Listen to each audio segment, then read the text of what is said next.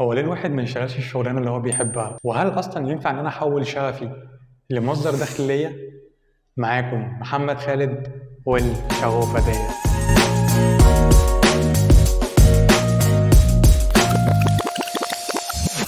عاملين إيه؟ يا رب تكونوا بخير والدنيا معاكم في التمام. أهلا بيكم في قناة الشغوفتية. قناة الشغوفتية هي قناة بتساعدك إنك تلاقي شغفك وتطوره وتنميه، وإزاي بعد كده ممكن تحوله لمصدر دخل ليك، سواء كان المصدر ده بعد كده هيكون مصدر دخل أساسي أو هيكون مصدر جانبي بجانب الدخل الأساسي بتاعك. فلو عجبك المحتوى طبعا ما تنساش تعمل سبسكرايب ولايك وشير لو حابب تفيد غيرك. موضوع النهاردة هنتكلم فيه عن إنك إزاي ممكن تحول شغفك لمصدر دخل ليك، سواء الدخل ده بعد كده هيكون دخل أساسي أو هيكون دخل جانبي بجانب الدخل الأساسي بتاعك.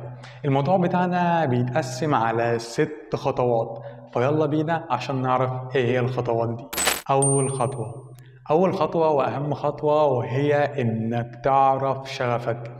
أهم حاجة طبعا من قبل أصلا ما تشوف إزاي ممكن تحول الشغف لمصدر دخل، هو إنك تعرف أصلا إيه هو الشغف بتاعك، يعني إيه الشغف أصلا اللي معاك اللي هتحاول بعد كده تحوله لمصدر دخل ليك. لو أنت لسه معرفتش إيه هو الشغف بتاعك ما تنساش تتفرج على الفيديو اللي أنا كنت بتكلم فيه عن إنك إزاي ممكن تلاقي شغفك، وكنت بتكلم فيه عن إيه أصلا الشغف وإيه المصدر بتاعه، وهل هو موجود عند كل واحد فينا ولا هو موجود عند ناس وناس لأ.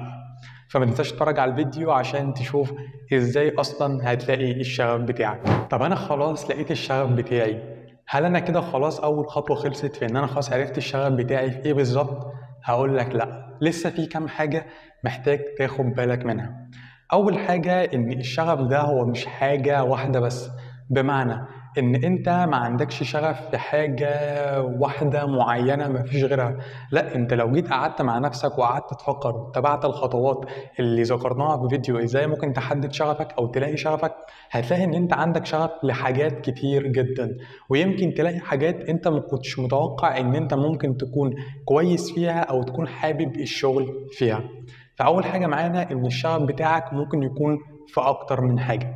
تاني حاجة واللي اتكلمنا فيها ان الشغف ده حاجة خاصة بيك انت، يعني مش معنى ان في واحد صاحبك لقى نفسه في مجال معين يبقى انت لازم تلاقي نفسك في نفس المجال. لا عادي، انت ممكن يكون انت عندك موهبة او عندك ميزة او عندك شغف في مجال تاني مختلف عن المجال بتاعه. تالت حاجة واهم حاجة في الخطوة في انها تعرف شغفك، انك لازم محتاج تعرف الشغف بتاعك ده هو بيخدم انهي مجال. يعني بمعنى لو انت لقيت ان الشغف بتاعك ميال اكتر لفكرة الرسم والارت عموما، فانت ممكن تبدأ تفكر في مجال زي مجال الجرافيك ديزاين. لو انت لقيت ان انت عندك شغف في مجال خاص مثلا بفكرة السوفت وير والابليكيشنز والويب سايت وهكذا، فممكن تكون انت ميال اكتر لمجال السوفت وير. لو انت لقيت ان انت ميال مثلا او عندك شغف في فكرة حاجات زي الروبوتات مثلا او فكرة الاي اي عموما، فانت ممكن يكون عندك شغف اكتر لمجال الاي اي، انك حابب تتعلم عنه اكتر.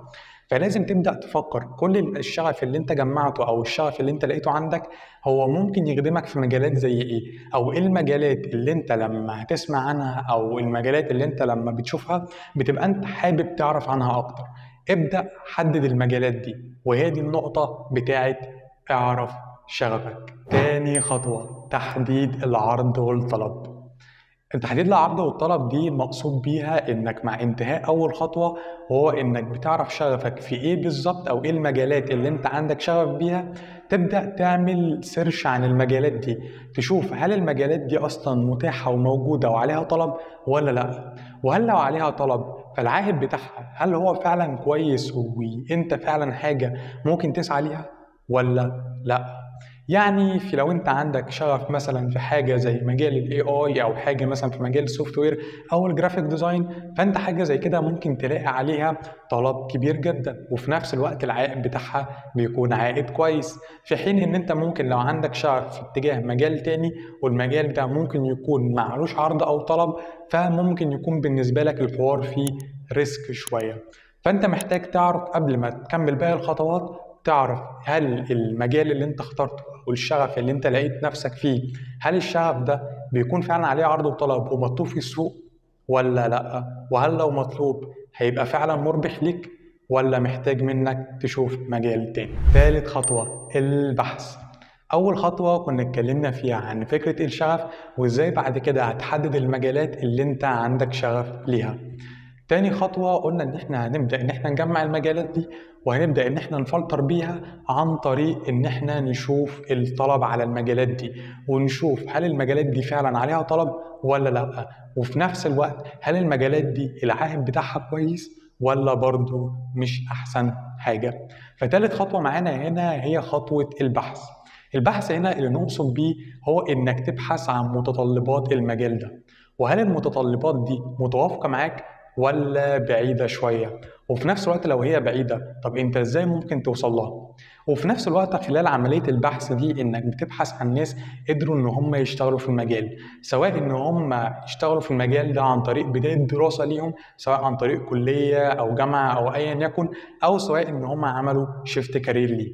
فبتبدأ انك تتواصل مع الناس دي وبتبدأ تعرف منهم اكتر عن المجال ده، غير طبعا انك تبدأ تبحث اكتر لو في مثلا ايفنتات او في فعاليات بتكون خاصة بالمجال، او مثلا لو في اماكن بيتجمع فيها بيكون اشخاص خاصين بالمجال ده، فتبدا انك تحاول تشوف الناس دي بتتجمع فين وايه الانشطه اللي هم بيعملوها بحيث انك تعرف اكتر عن المجال. وفي نفس الوقت برضو من خلال خطوات البحث انك بتبدا تبحث عن الوظائف المتاحه وبتشوف الشركات او الناس اللي بيكونوا محتاجين الناس دي بيكون محتاجين عندهم ايه او المتطلبات بتاعتهم بتكون. رابع خطوة إنك تحط خطة. خلاص جبنا المجالات، قدرنا إن إحنا نفلتر المجالات دي، حددنا أكتر مجالات عليها طلب والعائد بتاعها كويس، خدنا المجالات دي بعد كده عملنا عليها فلتر أكتر بحيث إن إحنا نشوف إيه المجالات المناسبة معانا أكتر وفي نفس الوقت المتطلبات بتاعتها قريبة من قدراتنا. نبدأ إن إحنا نحط بقى في الخطوة الرابعة الخطة. الخطة دي معتمدة على 3 حاجات. أول حاجة معتمدة على الطريقة، أنت عشان توصل للمجال ده وتشتغل فيه إيه الطريقة اللي أنت هتعملها أو إيه الحاجة اللي أنت محتاج تمشي عليها بحيث إنك توصل للمجال ده. تاني حاجة معانا في فكرة الخطة وهي التكلفة. بتشوف التكلفة الطريقة دي هتكلفك إيه. هل مثلا لو انت مشيت على الطريقة دي هل انت هتحتاج مثلا كورس معين، وهل الكورس ده هيكون تكلفته ايه؟ هل هتكون مثلا تكلفته عالية فمحتاج مثلا تاخد فترة لغاية ما تجمع التكلفة دي، ولا الكورس ده متاح عادي جدا اونلاين فانت ممكن تقدر تبدأ في الكورس ده على طول. فانت بناء على التكلفة وبناء على الطريقة بتبدأ تحدد تالت حاجة واهم حاجة المدة. محتاج انك تحدد المدة عشان تقدر تظبط الخطة بتاعتك وتعرف انت في خلال مدة قد ايه هتقدر انك تدخل المجال ده. يعني بمعنى ان انت لو قلت ان عشان ادخل المجال ده واقدر ان انا اطور الشغف بتاعي فانا محتاج اخد الكورس مثلا معين، الكورس ده هيكون المدة بتاعته 3 شهور وهتكون تكلفته مبلغ كذا. فبتبدأ انك تظبط الخطة بتاعتك بحيث انك على خلال ال3 شهور يكون فعلا قدرت تطور المهارة اللي عندك وقدرت يكون معاك مهارة كويسة تقدر تشتغل بيها في المجال. او لو مثلا انت هتشوف كورس اونلاين فبتبدأ تشوف الكورس الاونلاين ده انت هتظبطه ازاي مع وقتك بحيث انك في خلال لما يخلص الكورس بتاعك تقدر انك فعلا تقدر تدخل المجال اللي انت عايزه. فرابع خطوة معانا وهي انك تحط خطة. خامس خطوة كن مؤهلا.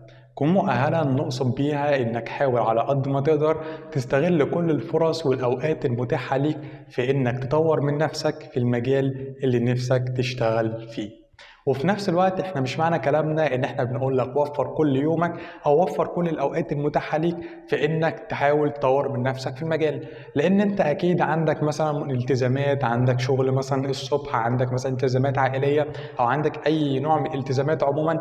فاحنا كل اللي احنا بنتكلم فيه انك حاول تشوف ايه الوقت المتاح ليك وحاول في نفس الوقت تقسم الوقت ده بحيث انك حاول تستغل معظم الاوقات المتاحه ليك في انك تطور من نفسك. وفي نفس الوقت كل مثلا ما تلاقي ان في ايفنت او في حاجه خاصه بالمجال، حاول على قد ما تقدر انك تحضر الحاجه دي، وحاول انك تزود علاقاتك في المجال اللي انت عايز تشتغل فيه، بحيث ان انت على قد ما تقدر تحاول تزود من فرصك في المجال وفي نفس الوقت تعرف عنه اكتر. سادس خطوه والخطوه الاخيره وهي كن مرنا. الخطوة دي نقصد بيها ان انت حاول على قد ما تقدر تكون مرن في الخطة بتاعتك، ولو لا قدر الله ربنا ما وفقكش في الخطة الأساسية بتاعتك تحاول تعمل بلان بي.